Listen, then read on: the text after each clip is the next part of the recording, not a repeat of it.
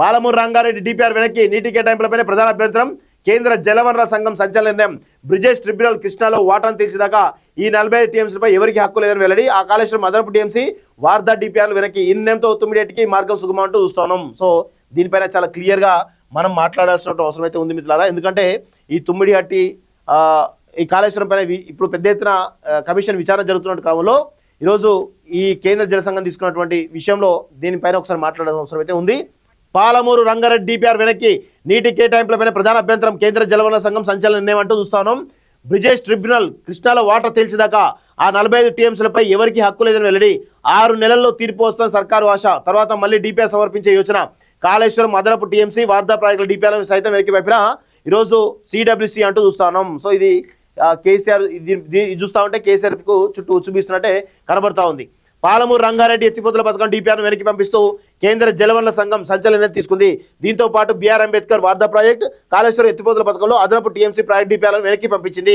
90 టీఎంసీల సామర్థ్యంతో పాలమూరు రంగారెడ్డి ఎత్తిపోతల పథకాన్ని నిర్మించాలని రాష్ట్ర ప్రభుత్వం నిర్ణయించింది.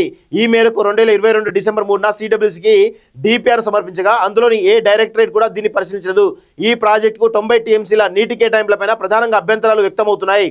సో కృష్ణా బేసిన్ పరిధిలో ఉన్నటువంటి చిన్న నీటిపారుదల రంగం కింద 2012-13 నుంచి 2021-23 దాకా తాము పొదుపు చేసినటువంటి 45 టీఎంసీలతో పాటు పోలవరం ప్రాజెక్టుకు అనుమతి లభించాక కృష్ణా డెల్టాకు తరలించే 80 టీఎంసీలో ఉమ్మడి ఏపీకి దక్కిన 45 టీఎంసీలను ఈ ప్రాజెక్టు వినియోగించుకుంటామని అప్పటి బీఆర్ఎస్ ప్రభుత్వం ప్రతిపాదించింది. అయితే పోలవరం వాటా కింద దక్కిన నీటిపై తెలంగాణ పూర్తి అధికారం లేదని, తెలుగు రాష్ట్రాల మధ్య ఒప్పందం లేదా ట్రిబ్యునల్ తీర్పు తర్వాతే ఆ నీటిపై అధికారం ఉంటుందని ఏడాదిన్నర కిందటే సిడబ్ల్యూసీ డైరెక్టర్ తెలంగాణకు లేఖ రాసింది.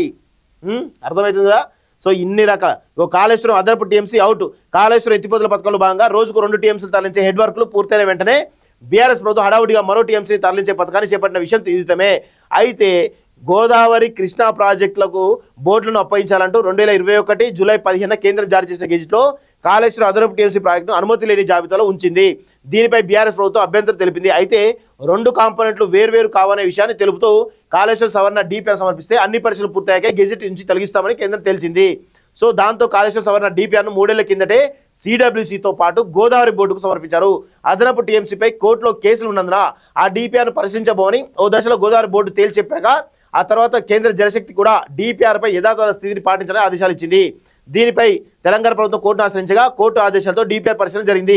డిపిఆర్పై సందేహాలు లేవనెత్తు సిడబ్ల్యూసీ 2 డజన్లకు పైగా లేఖలు రాయగా వాటికి జవాబులు చెప్పలేక గత ప్రభుత్వం తిప్పలు పడింది. అర్థమైంది కదా? వీళ్ళు ఇచ్చేదే ఫేక్ డిపిఆర్లు.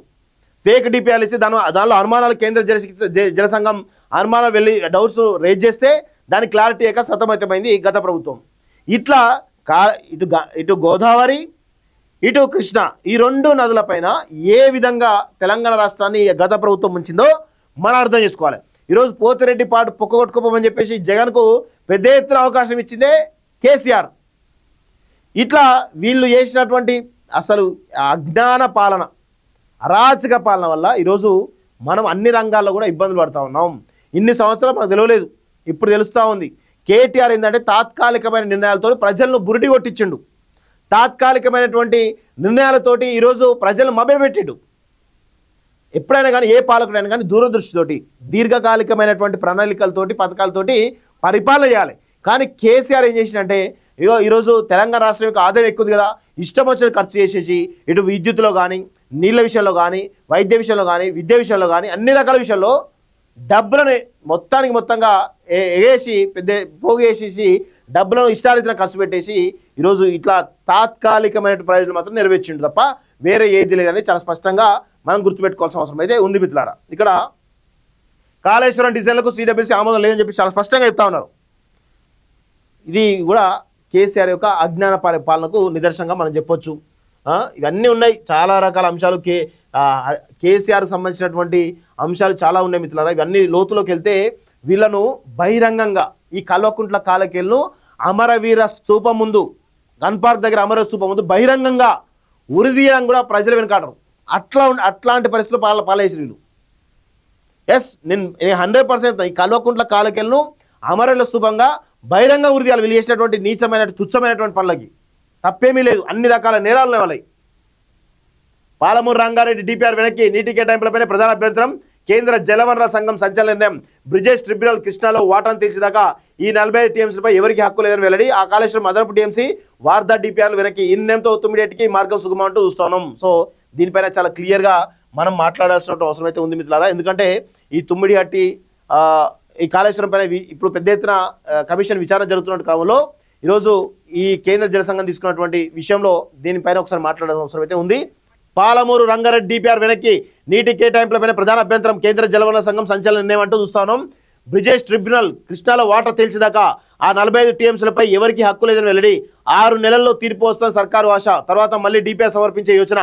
కాళేశ్వరం అదనపు టీఎంసీ వార్దా ప్రాజెక్టుల డిపిఆర్ సైతం వెనక్కి వైపున ఈరోజు సిడబ్ల్యూసి అంటూ చూస్తున్నాం. సో ఇది కేసీఆర్ ఇది చూస్తా ఉంటే కేసీఆర్ కు చుట్టూ ఉచ్చుబీస్తున్నట్టే కనబడతా ఉంది.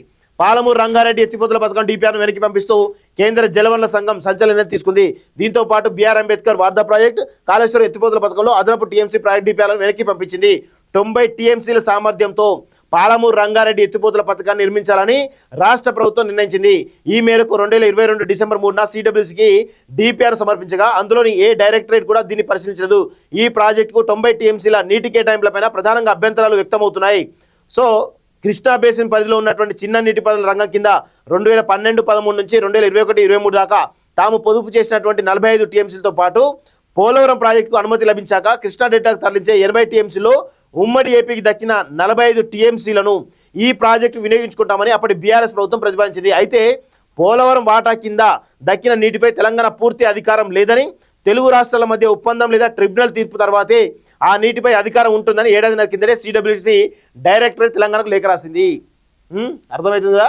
సో ఇన్ని రకాల కాళేశ్వరం అదనపు టీఎంసీ అవుట్. కాళేశ్వరం ఎత్తిపోతల పథకంలో భాగంగా రోజుకు 2 టీఎంసీలు తరలించే హెడ్ వర్క్లు పూర్తయిన వెంటనే బీఆర్ఎస్ ప్రభుత్వం హడావుడిగా మరో టీఎంసీని తరలించే పథకాన్ని చేపట్టిన విషయం విదితమే. అయితే గోదావరి కృష్ణా ప్రాజెక్టులకు బోర్డులను అప్పగించాలంటూ 2021 జూలై 15న కేంద్రం జారీ చేసిన గెజిట్లో కాళేశ్వరం అదనపు టీఎంసీ ప్రాజెక్టును అనుమతి లేని జాబితాలో ఉంచింది. దీనిపై బీఆర్ఎస్ ప్రభుత్వం అభ్యంతరం తెలిపింది. అయితే 2 కాంపోనెంట్లు వేర్వేరు కావనే విషయాన్ని తెలుపుతూ కాళేశ్వరం సవరణ డిపిఆర్ సమర్పిస్తే అన్ని పరిశీలనలు పూర్తయ్యాక గెజిట్ నుంచి తొలగిస్తామని కేంద్రం తెలిసింది. సో దాంతో కాళేశ్వరం సవరణ డిపిఆర్ను 3 ఏళ్ల కిందటే సిడబ్ల్యూసీతో పాటు గోదావరి బోర్డుకు సమర్పించారు. అదనపు టీఎంసీపై కోర్టులో కేసులు ఉన్నందున ఆ డిపిఆర్ను పరిశీలించబోమని ఓ దశలో గోదావరి బోర్డు తేల్చెప్పాక ఆ తర్వాత కేంద్ర జలశక్తి కూడా డిపిఆర్పై యథాతథ స్థితిని పాటించాలని ఆదేశాలు ఇచ్చింది. దీనిపై తెలంగాణ ప్రభుత్వం కోర్టును ఆశ్రయించగా కోర్టు ఆదేశాలతో డిపిఆర్ పరిశీలన జరిగింది. డిపిఆర్పై సందేహాలు లేవనెత్తు సిడబ్ల్యూసీ 2 డజన్లకు పైగా లేఖలు రాయగా వాటికి జవాబులు చెప్పలేక గత ప్రభుత్వం తిప్పలు పడింది. అర్థమైంది కదా? వీళ్ళు ఇచ్చేదే ఫేక్ డిపిఆర్లు. ఫేక్ డిపిఆర్లు ఇస్తే దానిలో అనుమానాలు కేంద్ర జల సంఘం అనుమానాలు వెళ్ళి డౌట్స్ రేజ్ చేస్తే దాని క్లారిటీ అయ్యాక సతమతమైంది గత ప్రభుత్వం.